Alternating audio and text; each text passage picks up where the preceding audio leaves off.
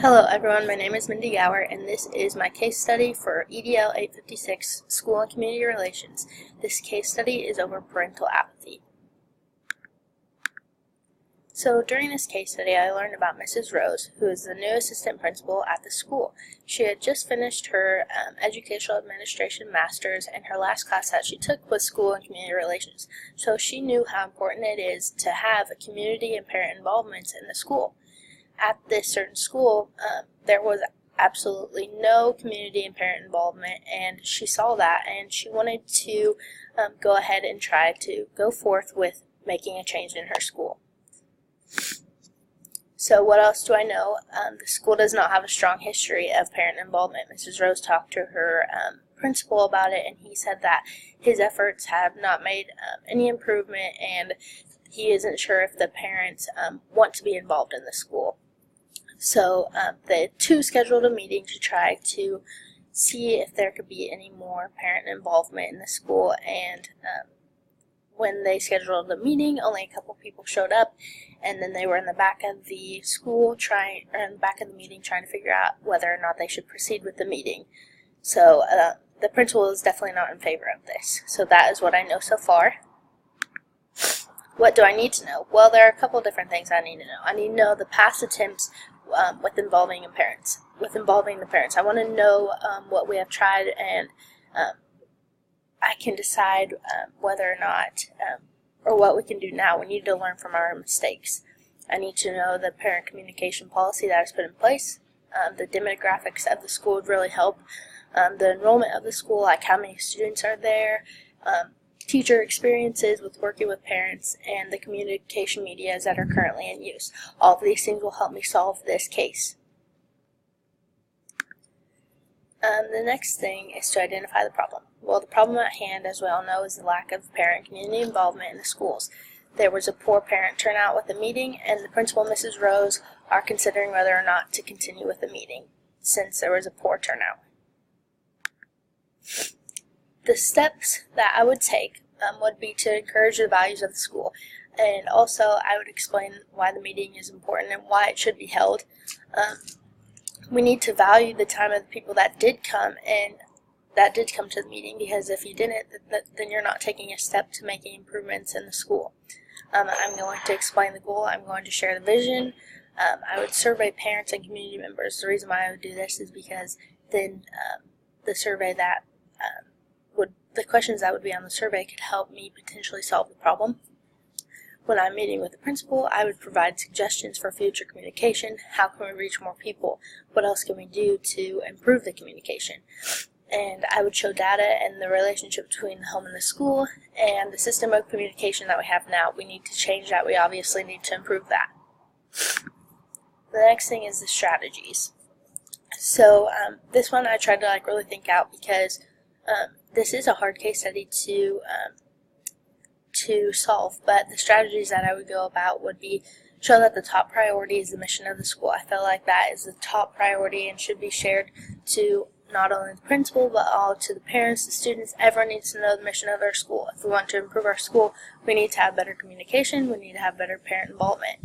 I'm going to show an abundance of gratitude and appreciation to those that are getting involved, because once you show appreciation and gratitude, it shows that you really, really care for the time that they are spending in our school. The staff and administration need to know that those are our support system. Everyone needs to be on the same board, on the same plan. Everyone needs to make sure that everyone is getting involved. And then if I, as assistant principal, am going forth doing all this stuff, I need to make sure that the principal is informed and involved as well. Category 3, resolve the issues based on promoting the success of all students. What is best for all students? Okay, well, I believe that taking steps to form and establish relationships is the best for all the students. Proceeding with the meeting is what we should do, because that is the first step to improving the relationships. Since the data has indicated that nothing has been done yet, we must start somewhere, and that is with proceeding with the meeting. I really want to show the parents and the students that we care, so proceeding with the meeting, even if it is with only 8 parents or however many showed up, that is the most important thing that we can do. This is my resolution to the problem. After being presented in this case study, I came to the conclusion that a stronger relationship with parents in the community needs to be formed, as we all know. So since the principal said that he wasn't sure if the parents want to be involved, he doesn't know for a fact.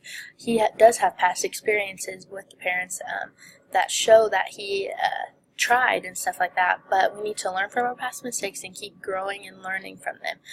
I believe that we should proceed with the information, gather data, ask the parents questions as to why they aren't getting involved, what we can do as a school to improve, and then go from there. Relationships are vital at this point. Category 4, debrief the problem. What I was thinking, feeling, and valuing as I responded to this problem. Well, what I was thinking about, the problem at hand and how I can fix it as an administrator. I really want to improve the parent and community involvement. As an administrator, I was thinking, how can I improve this? Is there an avenue of communication that hasn't been tried yet? What are we doing as a school that makes the parents and community not want to be involved? What was I feeling? Well, one of the reasons why I became a teacher and administrator is to make a difference. As I was reading through this case study, I was feeling as if I was called to make a difference. So I really want to make sure that parent and community involvement are improved in this school. What I was valuing. During this case study, I was definitely valuing the students even more, because I know that a lot of the students want to achieve and want to have a lot of success. And with that being said, parents and community need to be involved for the students to achieve as much success as possible. Debrief the problem even more. So the perception of progress made by the principal in his past encounters, I need to know that, like what did he do? What was the progress? What can I try now? Will he or she approve of the continuous efforts? Will the principal be okay with me as the assistant principal going ahead and doing and improving this? I want to know the impact on the future communication, like medias, and I want to share that with everyone else. And I want to know about the school climate and the impact that it has. Category 5, reflect on Stand 4. How did you, as an educational leader, promote the academic success of every student while addressing the issues revealed in the parental apathy case study?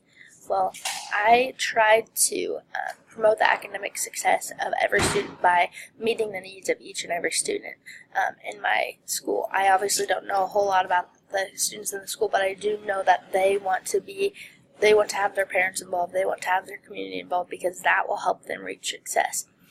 I also had a goal in mind, so I wasn't just like scatterbrained and trying to figure out different things all at one time. I had a goal in mind. My goal was to make parent community involvement go up, and that's what I'm going to do. I'm not going to change it. I'm not going to stop until it is done.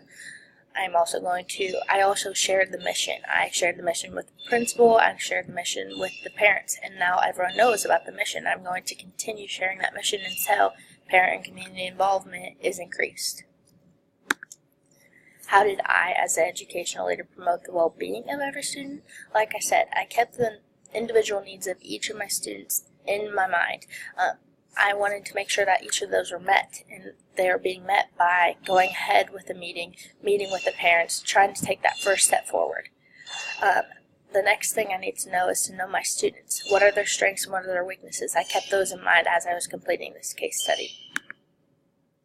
How did I, as an educational leader, promote communities of engagement and families and other stakeholders in the school's community while addressing the issues revealed in the parental apathy case study? I went forth with the meeting. I appreciated their efforts thus far, and I appreciated those who came to the meeting. I want to ask them, what are they seeing in the school? What do I need to improve to make sure that they are continuously involved in our school? So this case study was really fun and really important to me as an administrator. This case study is something that will actually happen as an administrator, I'm sure of it. So it was very important for me to complete. Thank you.